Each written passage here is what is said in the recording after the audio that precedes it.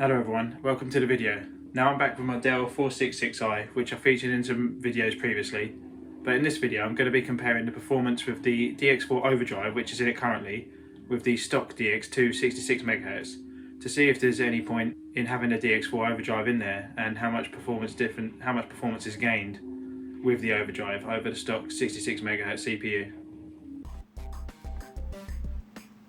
Now of course, when you're testing 486s, the first thing you have to test is Doom. Both systems ran the game very well, with the DX4 Overdrive achieving 29.3 FPS on average and the DX2 achieving 24.2. After running the benchmarks, I did actually play several levels of Doom with only a few slowdowns in busy areas. The next benchmarks from Phil's benchmark pack are 3D Bench, PC Player and Quake.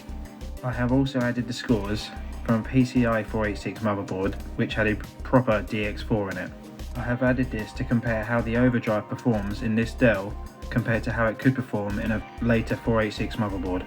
In 3D Bench, the Overdrive scores quite far behind the DX4 that had PCI slots, but it is still quite a bit faster than the DX2. In PC Player, the Overdrive was only slightly behind the PCI based DX4, but was quite a bit faster than the DX2. When it comes to Quake, none of the systems could really run it, but it's interesting to see the scores that they do achieve.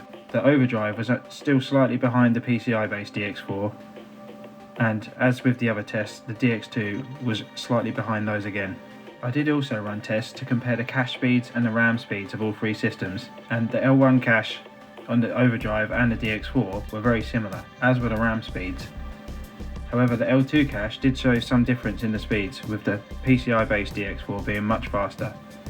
And as expected from the other results, the DX2 is slightly behind the other two processors in all regards. In conclusion, the DX4 Overdrive is a good upgrade over the 66MHz DX2, but as most people would expect, it doesn't quite keep up with a PCI-based DX4.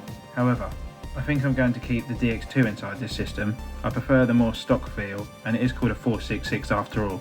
Also, Doom runs just fine on it, and the other game I've been playing on it, SimCity 2000, runs just fine on the DX2, so perhaps it'll be nice to have a gap between the DX2 and my other 486, which runs at 160MHz. Anyway, that would do it for this video. It's a bit shorter than normal, but I was just curious to find out if there was much difference performance between the DX4 Overdrive and a DX4 in a later PCI based system. Either way, I'm just happy I had some fun benchmarking and playing games on this system because it really is a joy to use.